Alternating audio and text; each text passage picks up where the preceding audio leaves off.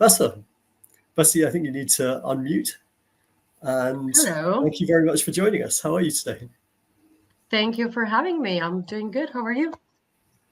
Good, thanks. Let me just say, for the benefit of our viewers, Besa is a member of the British Association of Counselling and Psychotherapy.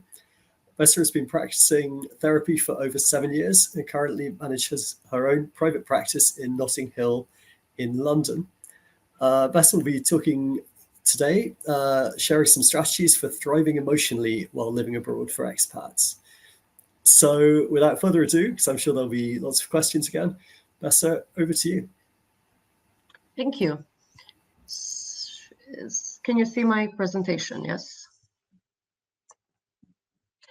Okay, I'm going to cover just a bit of sort of basic idea of journey of an expat. Let's see. So the journey of an expat is usually an exciting one, but it also comes with its challenges. So these would be the phases that many of us encounter along the way. We can start with anticipation. In this phase, we're filled with hope and excitement as we prepare to move abroad. Many of us will research our new destination, fantasize about the adventures and opportunities that might await us there. But during this phase, and it's very common to experience anticipation, nervousness, and optimism. After arriving at our new home, we often experience what is known as the honeymoon phase. Everything feels fresh and exciting as we immerse ourselves in the sights, sounds, and flavors of our new environment.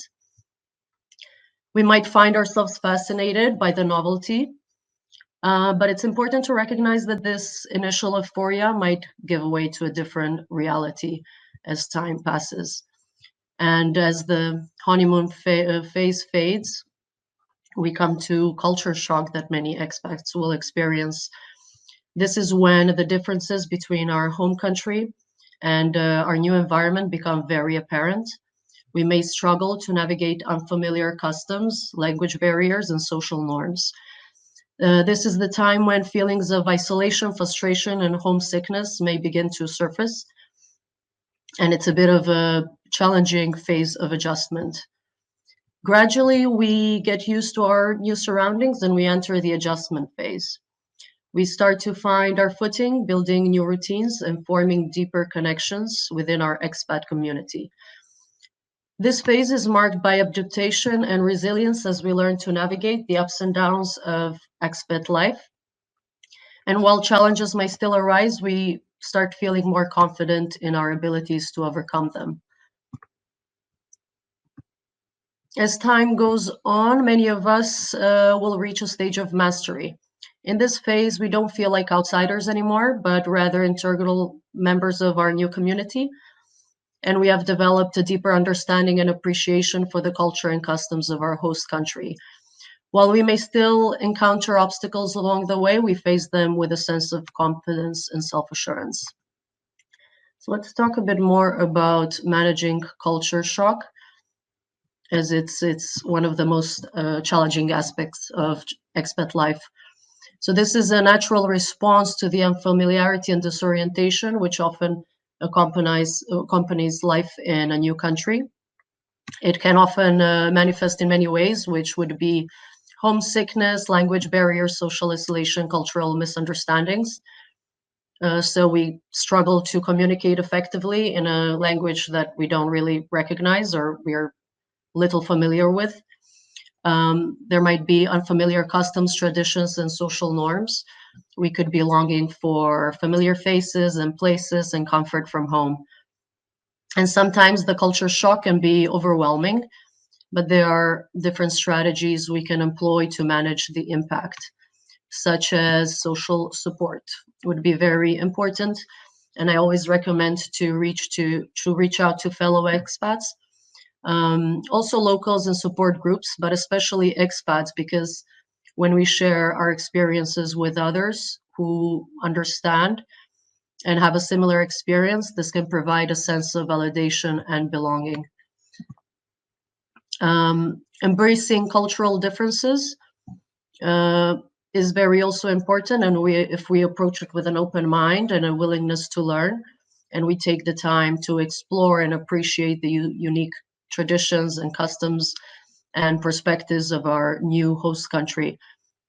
Engaging with the local community will give us a deeper sense of connection and understanding, and ease in the culture shock. Staying connected with our loved ones back home is important. It's good to have a regular communication, either through phone calls or video chats, and just sharing our updates about our life and staying involved in the lives of those that we care about will provide the sense of continuity and support during the periods of homesickness. Very important as an expat and in general is to practice self-care.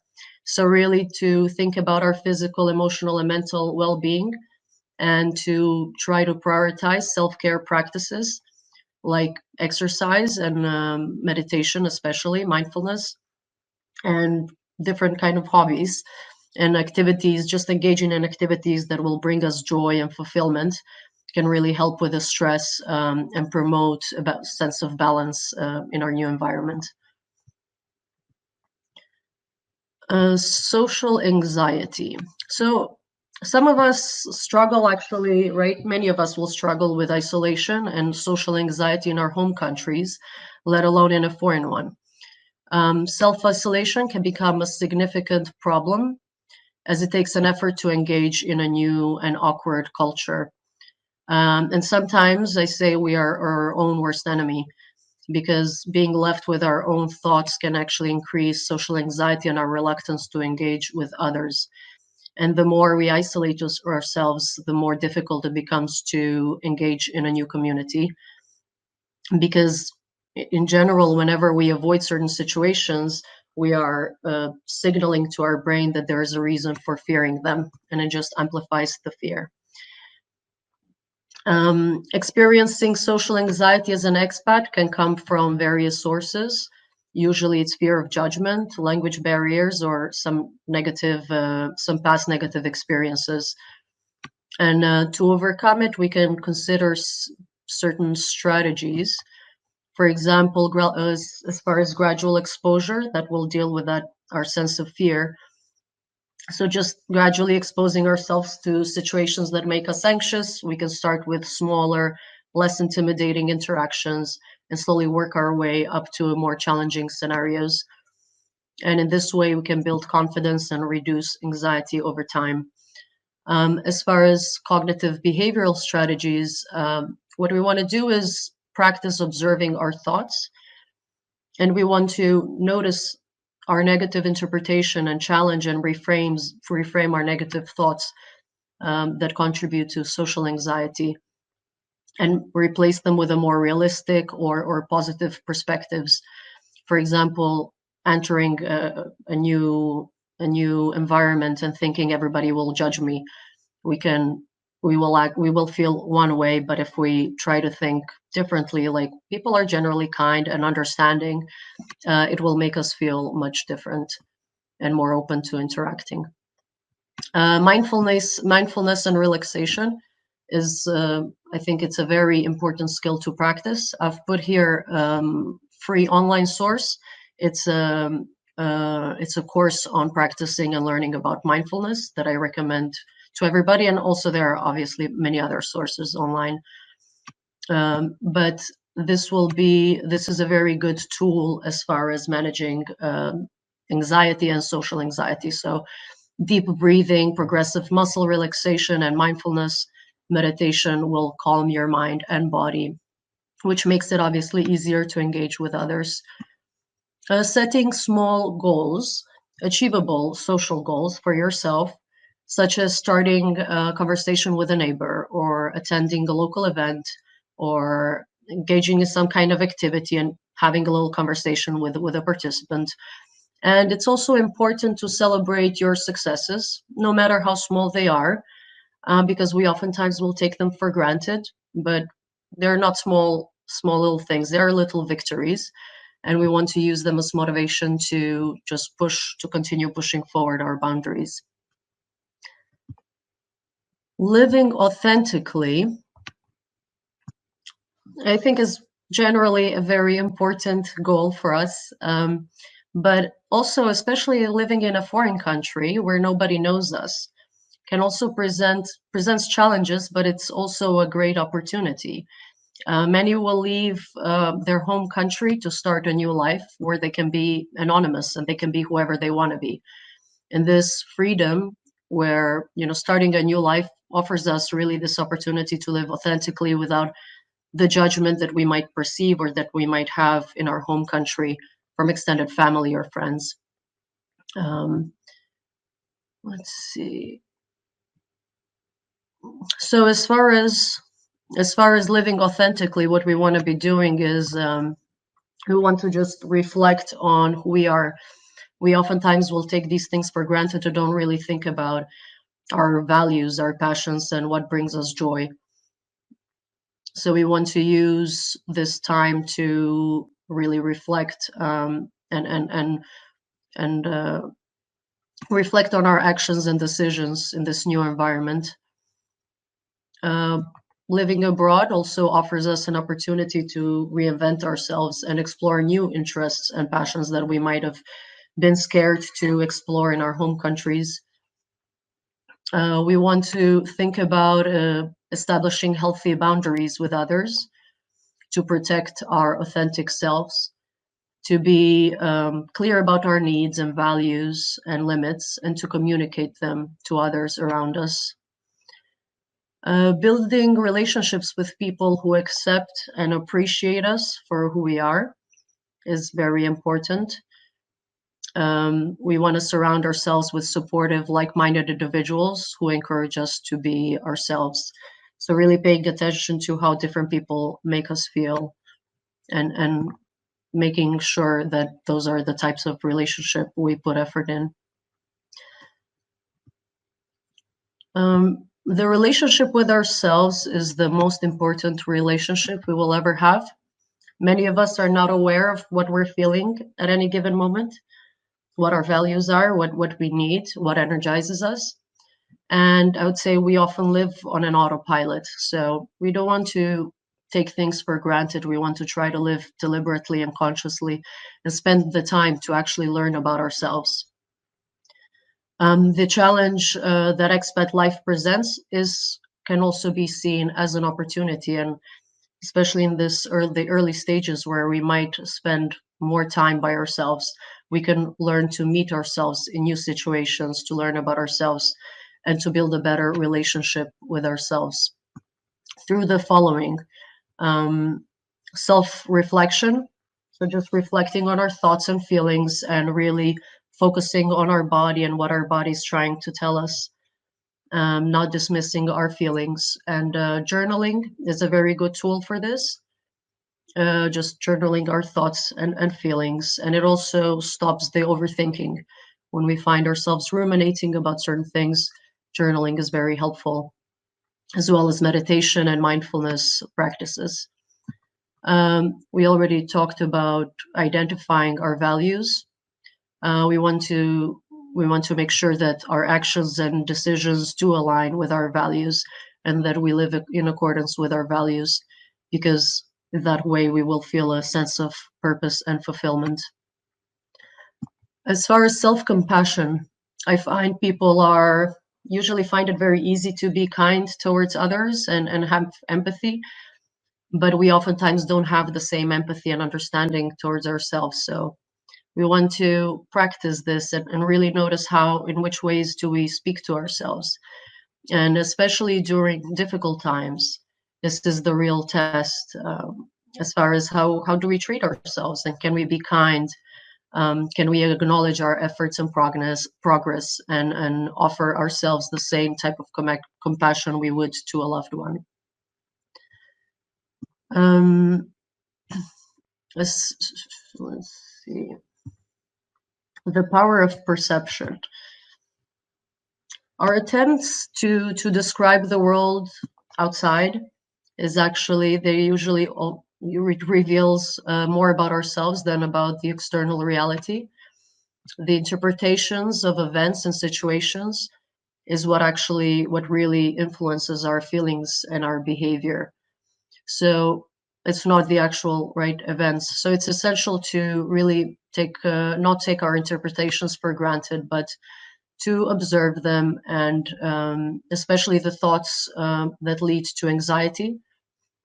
So we want to consider if there are alternative interpretations of a certain event, which might lead to different types of feelings. For example, again, if we're thinking other people are judging us, and then that will cause us a lot of anxiety and we will be reluctant to engage. Noticing that these are the thoughts we jump to, we want to think about replacing them with more positive alternative ones, like this is an opportunity to meet new people, learn something new, and it will make us feel more comfortable to engage. So we want to be thinking about reframing our thoughts in general, and just look at the patterns of our look at our thought patterns, and whether we're jumping to negative conclusions automatically. As an expat, it's very important to approach new experiences and challenges with curiosity and a desire to learn, and to reflect on our reactions and what they actually reveal about us. For example, if something bothers us, some kind of custom or tradition, we want to think about what does it say about us, or our beliefs, or our past experiences. Let me see. Okay. Creating a new social circle and forming new relationships is very crucial. We are social beings, so we really have this need to belong. So it's essential to reflect when meeting new people to see how they make us feel. Are we feeling guilty and small? Do we feel energized and at peace after engaging with certain people? As this will really affect how we see ourselves and our mood.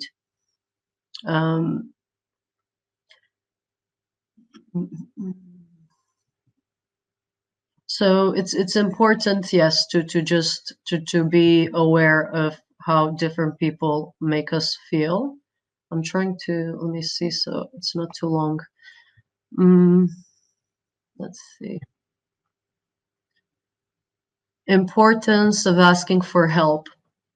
Well, many of us are used to never asking for help. Just in general, we might see it as a sign of weakness. We're just not, we're very self-reliant, many of us, and they're just not, it doesn't occur to us at all as an option. So we suffer alone, and we oftentimes will engage with others only when we are at our best. And like I say to my clients, there's no reward for struggle the most. We really want to think about doing things differently, and to remember to ask for help, and to use any available resource in order to maintain our mental health. We want to acknowledge that it's okay to ask for help when we need it, and to recognize the signs of emotional and mental strain, and that seeking help is actually a sign of strength and not weakness. We want to identify and challenge the barriers that prevent us from asking for help. Again, to really observe our thoughts. Why am I not asking for help? Why am I just struggling on my own? Oftentimes, the barriers can be fear of judgment, or again, really valuing the self-reliance. But focusing on and taking advantage of the resources that are available to you, like counseling services, support groups, community organizations. These can all provide a very valuable support and guidance through difficult times. And there are embassies and consulates might also organize different kinds of events and support for expats. So we really want to use everything at our disposal to make our experience as best as possible. So basically, for navigating the emotional landscape of expat life would require resilience, a lot of self-awareness, and willingness to embrace change. and also just to expect that it's a journey, just like life, it goes up and down. There will be great moments, and then there will be these lower moments, might, possibly, for example, loneliness or homesickness. And like I say, it's always it's important how we treat ourselves when we're at the lowest, and just to be very kind, self-reflective, and ask for help. I think this is it for me. Well, let's see. That would be the conclusion. Yeah. Thank you. Besa, thank you very much. It's really interesting. Thank I you. think it's a side of kind of living abroad that I think you don't think of before you move. Adapting and those sort of the difficulties in adapting when you set off on that amazing adventure of being an expat, and really interesting to see that mapped out. And I've definitely experienced that. I know you've lived in lots of countries, so thank you very much. So we've got some great questions that have come in. Somebody asked, what are some early signs of culture shock that I should be aware of, and how can I address them before they escalate?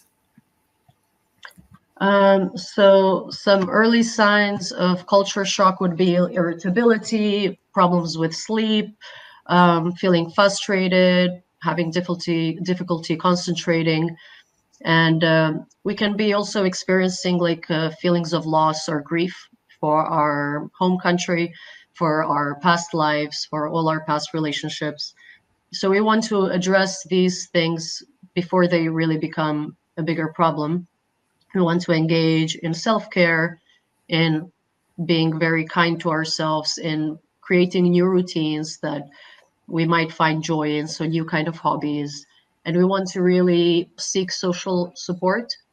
And the important part is also to really not be dismissive of this grief, but to allow ourselves to be sad and to grieve and to just process these feelings.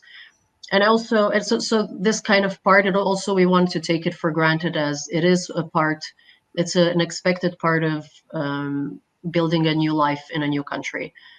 And I usually say my experience has been with clients, and my personal experience, oftentimes it might take about a year for the adjustment and for the struggles to subside and for us to feel more comfortable. So that sounds true, I think, from my experience.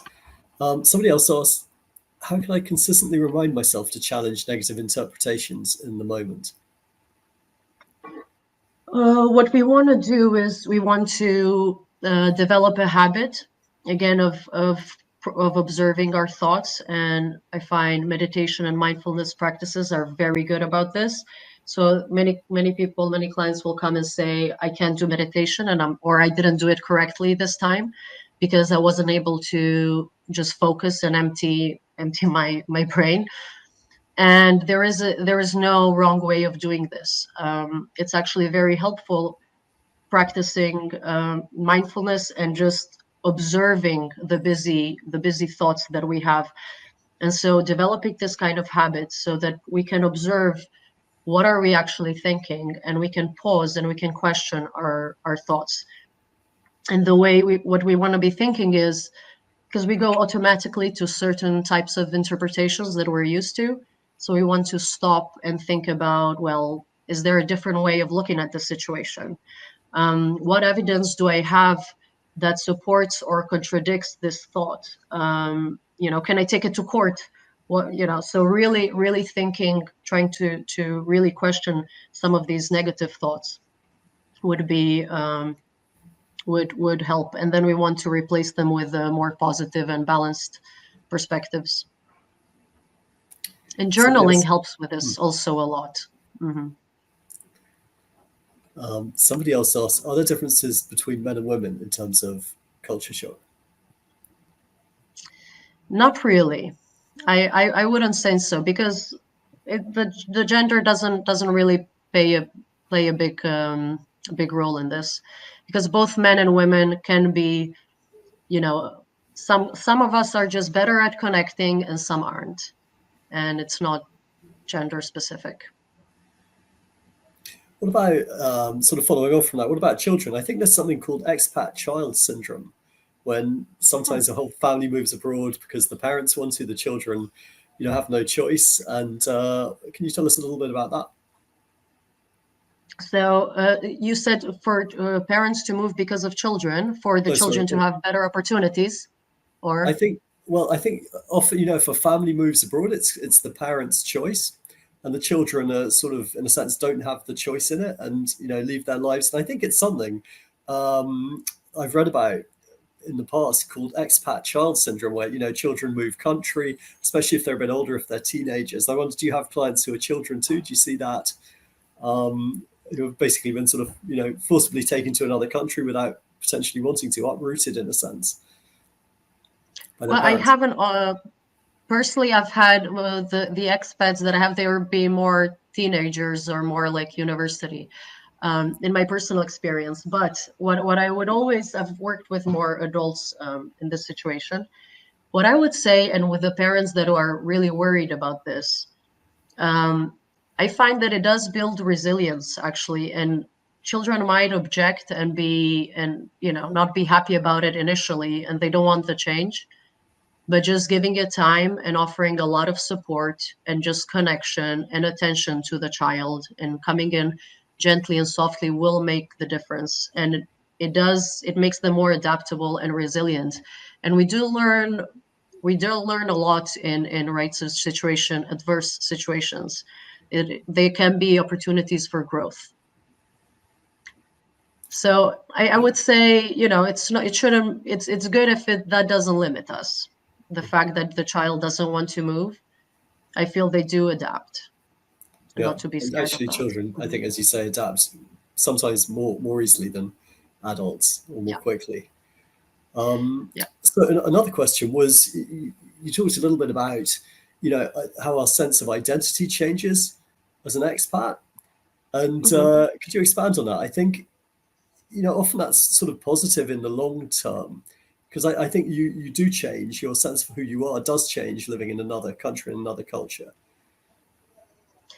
I feel it really offers this opportunity, and many expats that I hear talk about the anonymity because it's a fresh start.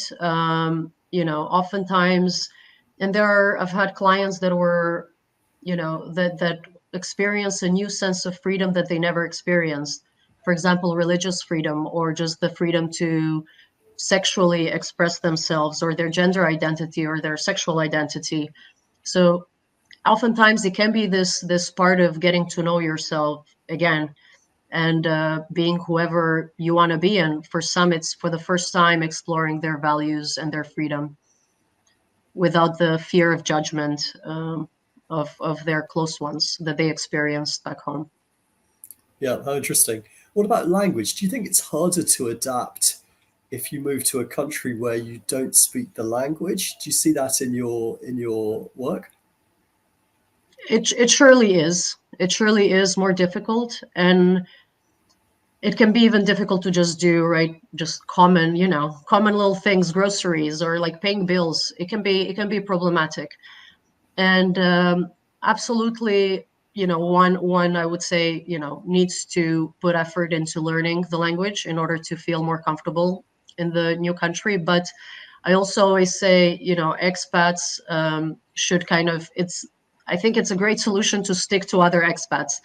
It really offers this community and the sense of understanding and validation, and everybody's in the same boat, and all expats are missing their families, so it oftentimes creates this new type of family. So regardless of language, expats sort of, I feel they can connect very, very quickly and easily.